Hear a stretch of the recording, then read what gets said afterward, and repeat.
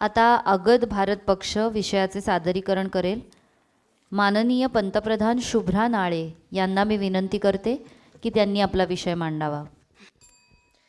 Good morning माननीय महोदय, मी आपणास विनम्र अभिवादन करून आज या सभागृहामध्ये दत्तक प्रक्रियेतील सुलभता या विषयावर आमच्या सरकारचे मत मांडणार आहे.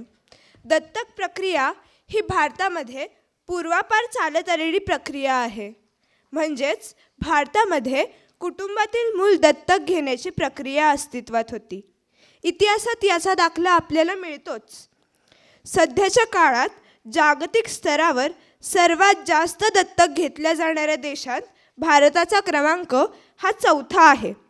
तरीही हा दर तुलनेने कमीच आहे.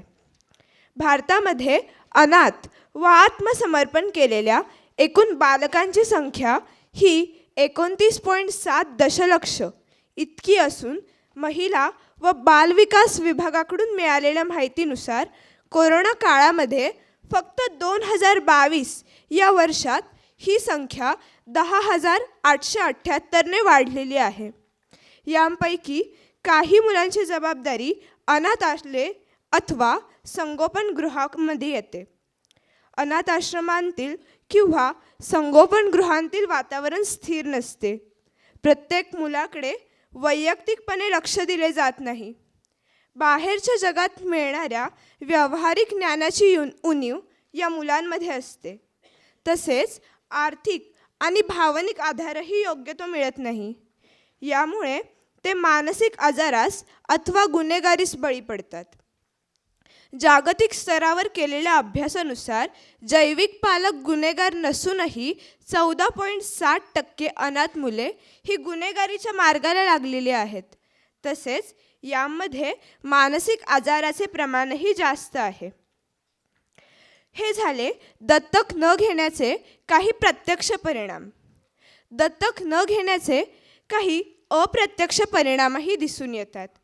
जसे की अनाथ आश्रमांवर किंवा संगोपनगृहांवर वाढत चाललेला ताण व यामुळे लोकसंख्येच्या वितरणावर, घनतेवर आणि अर्थव्यवस्थेवरही ताण वाढू लागला आहे. आपल्या भारतामध्ये दत्तक घेण्याची प्रक्रिया नेमकी काय आहे? भारतात दत्तक घेण्याच्या प्रक्रियेचे नियमन करण्यासाठी व नियंत्रण ठेवण्यासाठी कारा ही संस्था महिला व बालविकास खात्याच्या नियंत्रणाखाली काम करते. भारतामध्ये दत्तक घेण्याच्या प्रक्रियेचे एकूण 3 प्रकारांत वर्गीकरण केले आहे. मी यांची ओळख करून देऊ इच्छिते. पहिला प्रकार म्हणजे सापेक्ष दत्तक म्हणजेच प्रायव्हेट डोमेस्टिक अडॉप्शन. या प्रकारानुसार मूल नातेवाईकांना दत्तक देता येते. या प्रक्रियेचे 4 टप्पे आहेत. पहिला टप्पा कॅरिंग्ज म्हणजेच child adoption resource information and guidance सिस्टीमकडे नाव नोंदणी व संबंधित कागदपत्रे जिल्हा बाल संरक्षण युनिटकडे सादर करावी लागतात. दुसरा टप्पा.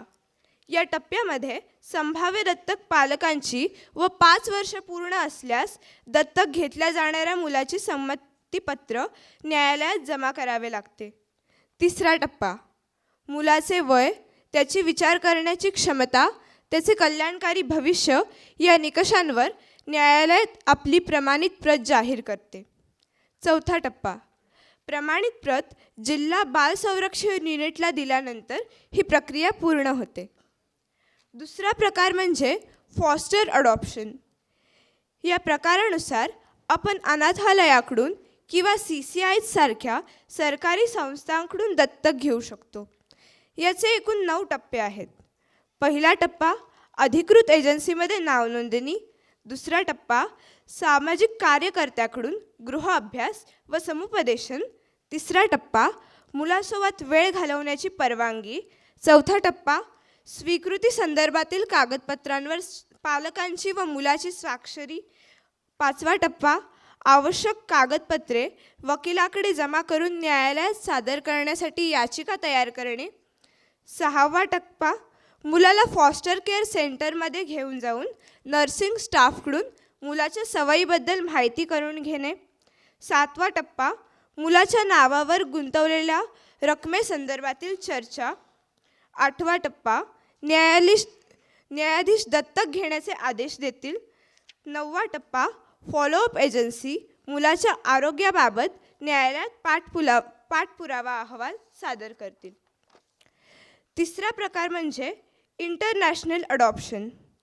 या प्रकारानुसार इतर देशातील रहिवासी आपल्या देशातील मूल दत्तक घेऊ शकतात. याचे एकूण 5 टप्पे आहेत. पहिला टप्पा कोणत्याही मान्यताप्राप्त दत्तक सेवा एजन्सीमध्ये नाव नोंदणी. दुसरा टप्पा गृह अभ्यास आणि सोबतची कागदपत्रे सादर करणे आणि प्रक्रिया पूर्ण करणे. तिसरा टप्पा मुलांशी जुळवून घेणे. यासाठी रेफरल्स कामे करतात. चौथा टप्पा मूल दत्तक घेण्यास पात्र असल्याचे समजण्यासाठी अर्ज करावा. पाचवा टप्पा प्रमाणित प्रत मिळवून मूल दत्तक घेणे. सध्याच्या दत्तक घेण्याच्या प्रक्रिया, त्याचे चांगले वाईट परिणाम, याचे फायदे तोटे, प्रक्रियेतील बदलांचा प्रचार व प्रसार, यामध्ये येणाऱ्या अडचणी आणि या प्रक्रियेत अधिक सुलभता आणण्यासाठी सामाजिक, आर्थिक आणि भावनिकदृष्ट्या विचार करून आमच्या सरकारने योजलेल्या योजनांचा प्रस्ताव मी या सभागृहात मांडू इच्छिते. प्रस्ताव 1. Reduction in duration of submission of documents. या प्रक्रियेमध्ये पालकांना येणारी पहिली समस्या म्हणजे दत्तक प्रक्रियेसाठी लागणारा वेळ. यामध्ये पहिली पायरी असते ती म्हणजे नाव नोंदणी. हा फॉर्म भरून झाल्यानंतर कागदपत्रे जमा करण्यासाठी 30 दिवसांचा कालावधी दिला जातो. हा कालावधी अतिरिक्त आहे, म्हणून हा कालावधी कमी करण्याची तरतूद आम्ही करू इच्छितो. प्रस्ताव 2. Child legalising document. आपल्या भारतामध्ये CCISने दिलेल्या आकडेवारीनुसार 2021 सालापासून 28,000 पालकांनी दत्तक घेण्यासाठी अर्ज केला आहे. परंतु दत्तक घेण्यासाठी उपलब्ध मुलांची संख्या ही 2,200 इतकीच आहे. याचे कारण म्हणजे मूल अनाथालयात आल्यानंतर जैविक पालकांचा शोध घेतला जातो अथवा जैविक पालक प्रक्रियेमध्ये विविध अडथळे आणू शकतात. यासाठी आम्ही हे डॉक्युमेंट जैविक पालकांकडून अथवा जिल्हा बाल संरक्षण आयोगाकडून साईन करून घेऊ इच्छितो. प्रस्ताव 3. खासगी एजन्सीजचे मान्यताप्राप्त एजन्सीजमध्ये रूपांतर. आमचे सरकार या एजन्सीजला सरकारी अथवा खासगी सरकारी बनवू इच्छित नाही, तर या एजन्सीजला मुलांच्या गरजेबाबत माहिती पुरवण्याचे व वेळोवेळी दत्तक घेण्याचे निर्णय या एजन्सीजला देऊ. तसेच या एजन्सीजला काराची व हेगची मान्यता प्राप्त मिळवून देऊ. यामुळे या एजन्सीजला आंतरराष्ट्रीय स्तरावरही काम करण्यास सोपे होईल. प्रस्ताव 4. Specialised department for adoption SDA.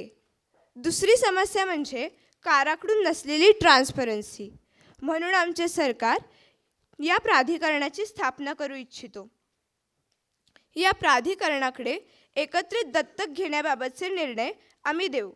हे प्राधिकरण जिल्हा बाल संरक्षण या खात्याखाली काम करेल. या खात्याकडे तंत्रविज्ञान विषयातील अधिकांश कार्य पार पाडले जाईल. हे प्राधिकरण प्रामुख्याने पुढील 3 कार्य करेल. सापेक्ष दत्तक प्रक्रियेत न्यायालय व कॅरिंग्जमध्ये समन्वय राखण्याचे काम व कोणत्याही ऑनलाईन ट्रान्झॅक्शनला सेव्ह करण्याचे काम या खात्याकडून होईल. आपल्या बिझनेस अकाउंटद्वारे दत्तक घेतल्यानंतर वेळोवेळी संदर्भातील मेसेज संभाव्य दत्तक पालकांना पाठवण्यात येतील. सुप्रीम कोर्टाच्या अभ्यासानुसार सुमारे 1,500 पालकांना अर्जांना तात्काळ न मिळालेल्या प्रतिसादांमुळे दत्तक घेऊ इच्छित नाही. संभाव्य दत्तक पालकांना तात्काळ सेवा पुरवण्यासाठी ईज अडॉप्ट या ॲपची निर्मिती करण्यात येईल. या प्राधिकरणाच्या स्थापनेचे काम पूर्ण भारतभरात 1.5 ते 2 वर्षांमध्ये पूर्ण होईल. प्रस्ताव 5.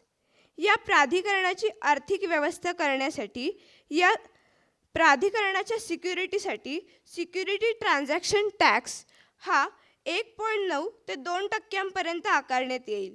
तसेच राष्ट्रीयकृत बँकांमध्ये लोनमध्ये अडॉप्शनसाठी वेगळी तरतूद माफक व्याजदरासोबत करण्यात येईल. प्रस्ताव 6. आंतरराष्ट्रीय स्तरावर संभाव्य दत्तक पालकांना रेफरल्सची व्यवस्थित सुविधा नसल्यामुळे मुलांशी जुळवून घेण्यात अडचणी येत आहे.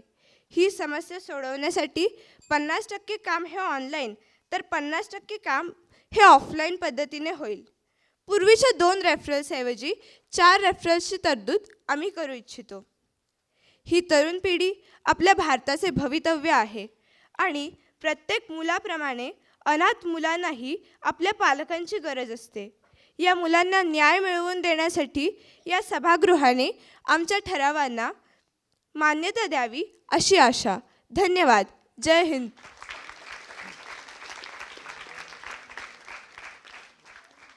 यानंतर प्रश्नोत्तरांची वेळ सुरू होत आहे. पक्षाच्या नावाची घोषणा केल्यानंतर त्याच पक्षाच्या प्रतिनिधीने आपला प्रश्न विचारावा. समृद्ध भारत पक्ष.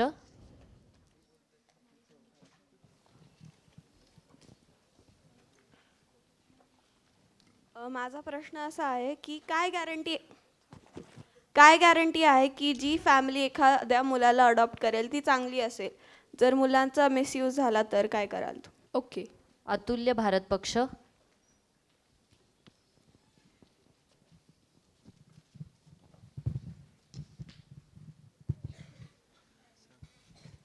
प्रश्न नाही. भारत परिमाण पक्ष.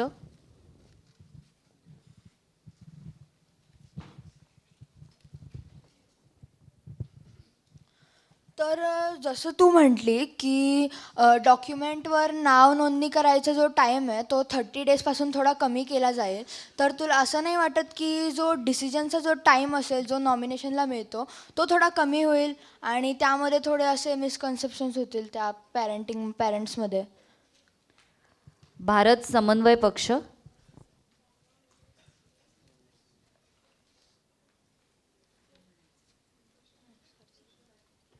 भारत समानता पक्ष. प्रश्न नाही. इथे मी एक संसदेचा नियम तुम्हाला सांगू इच्छिते. कृपया खासदारांनी पंतप्रधानांना आदराने संबोधावे. सर्वांचे प्रश्न विचारून झाले आहेत. माननीय पंतप्रधानांनी उत्तरे द्यावीत अशी मी त्यांना विनंती करते. प्रश्न असा होता की मुलांचा मिसयूज वगैरे होईल याची काही गॅरंटी आहे? तर स्पीचमध्ये पॉईंट कवर झालेला आहे हा की गृह अभ्यास वगैरे केला जातो. यामध्ये सगळे प्रॉपर्टी डॉक्युमेंट्स, आधार कार्ड, वेगवेगळे तुमचे जे काही डॉक्युमेंट्स असेल यांची पडताळणी केली जाते. त्यामुळे मिसयूजचा प्रश्न काही उरत नाही. आणि नंतर जो प्रश्न होता की 30 दिवसांचा कालावधी हा नाव नोंदणीसाठी आहे, त्याच्यामुळे पुढचा काही प्रश्न उद्भवत नाही. तसा मिसकन्सेप्शन्स वगैरे होणार नाहीत. नाव नोंदणीचा कालावधी आम्ही कमी करतोय. माननीय पंतप्रधानांची उत्तरे देऊन झाली आहेत. आता ज्यांनी प्रश्न विचारले आहेत त्या खासदारांनी कृपया उभे राहावे. 5 खासदारांनी. आता पंतप्रधान आणि माननीय खासदार यांना एकत्रित चर्चेसाठी 3 मिनिटांचा अतिरिक्त कालावधी देण्यात येत आहे. कृपया चर्चेस सुरुवात करावी. तुम्ही असं सांगितलं की तुम्ही कागदपत्र वगैरे चेक कराल. ते कागदपत्र खोटे असले तर फेक कागदपत्र पण करू शकता.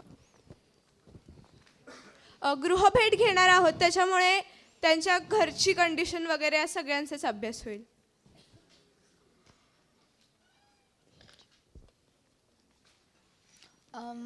माझं जे उत्तर दिलं तुम्ही ते माननीय प्रधानमंत्री जे तुम्ही उत्तर दिलं ते ते ॲक्च्युली हे नव्हतं, काय म्हणतात, सफिशियंट नव्हतं. तर माझा क्वेश्चन असा होता की पॅरेंट्सला जर कमी वेळ मिळाला नाव नोंदणीसाठी तर त्यामध्ये त्यांना थोडं असं म्हणजे तुम्ही असं म्हणता ना, कारण अडॉप्शन हा खूप मोठा डिसिजन असतो, मग त्यासाठी थोडं जास्त वेळ लागतो. पण आणि ते मोस्टली जेव्हा नाव नोंदणीसाठी ते ॲप्लिकेशन देतात तेव्हा खूप जास्त म्हणजे असं असतं प्रेशर. मग त्याचा जर तुम्ही वेळ कमी करत असाल तर ते खूप असं नाही होणार का? एकतर ही एक भावनिक प्रक्रिया आहे, त्याच्यामुळे पालक नाव नोंदणी करतात यामागे पालकांचा काहीतरी विचार असणार. सो तो ऑलरेडी त्यांनी केलेला आहे, म्हणूनच ते नाव नोंदणी करण्यासाठी आलेत एजन्सीमध्ये किंवा कोणत्या तरी वेबसाईटवरून अप्लाय करतायत. ठीक आहे ठीक आहे. धन्यवाद. कृपया सभागृहात शांतता राखावी. धन्यवाद. आता सत्ताधारी पक्षाने आपला ठराव सदनासमोर मांडावा. दत्तक प्रक्रियेत अधिक सुलभता आणण्यासाठी आम्ही पुढील तरतुदींचा दत्तक प्रक्रियेत समावेश करू इच्छितो.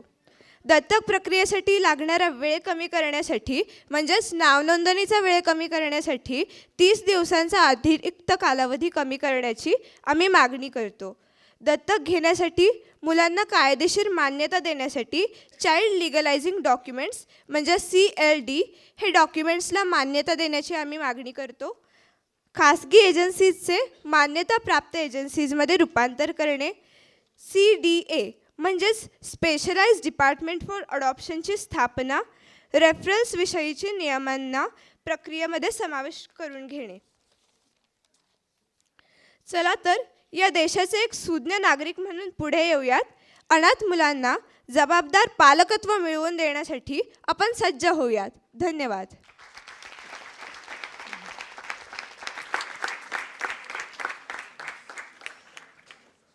धन्यवाद.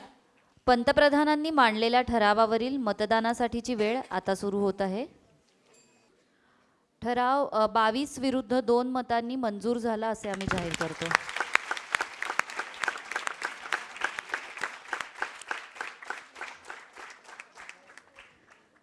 माननीय सभापतींना मी विनंती करते की त्यांनी सत्ताधारी पक्षाने मांडलेल्या विषयाबद्दल मार्गदर्शन करावे. ॲडॉप्शन हा तसा खूप जुना विषय आहे, पण मला वाटतं ह्या रेझोल्युशनचं महत्त्व हे ह्यासाठी आहे कारण का त्यांनी ईज ऑफ ॲडॉप्शन असं म्हटलेलं आहे. आणि अनेक प्रोसेसमधनं ॲडॉप्शन प्रक्रिया आत्ताही गेलेली आहे, कारा आहे, आणि तरी त्याच्यातला जो वेळ लागतो पालकांना ॲडॉप्शन करताना, तर त्याचं ईजबद्दल ही जी इथे आगत भारत पार्टीने मांडणी केली ती मला वाटतं खूपच चांगली होती आणि गरजेची पण होती. आणि त्यामध्ये मला असं वाटतं की जे एक काय म्हणतात की सेफगार्ड्स घेतले पाहिजेत, कारण का शेवटी लहान मुलांचा प्रश्न आहे, मिसयूजबद्दलचा इथे प्रश्न उपस्थित झाला. तर मला वाटतं अकाउंटेबिलिटी वाढवणं, जे ॲडॉप्शन सेंटर्स आहेत ते गव्हर्मेंट असतील किंवा ते प्रायव्हेट असतील, पण त्यांना ती मान्यता देऊन तो मिसयूज कमी करून त्यांची अकाउंटेबिलिटी वाढवणं हे मला वाटतं खूप महत्त्वाचं आहे.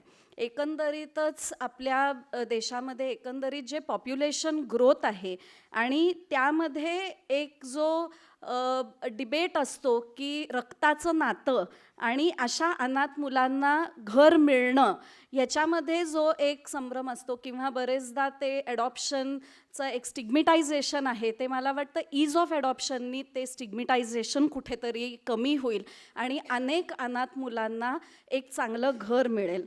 हे ह्याहीसाठी महत्त्वाचं आहे कारण का त्या इम्प्रिंटिंग इयर्समध्ये फॅमिली आणि कुटुंब ह्याचं महत्त्व हे ह्यासाठी आहे कारण का त्या मुलांचं जडणघडण तसं होत असतं. It is an important period for inculcating certain values in the children if they get a family. याचं एक इन्क्लुझिव्हनेस असणं गरजेचं आहे ईजमध्ये बोलत असताना, कारण का आत्ताच्या काळात चेंजिंग फॅमिली स्ट्रक्चर्स हे लक्षात घेतलं पाहिजे. It is not about heterosexual marriages anymore. It is beyond that. It is about live-in relations. It is about people choosing to live beyond a heterosexual relationship. आणि हे सगळं लक्षात घेऊन त्यांच्यासाठी पण आपण ईज ऑफ ॲडॉप्शन कसं करतो हे लक्षात घेणं गरजेचं आहे. Because it does provide a sense of safety, a sense of security, which also is important in the growing period of the children to make them a better and healthy adult. So thank you very much.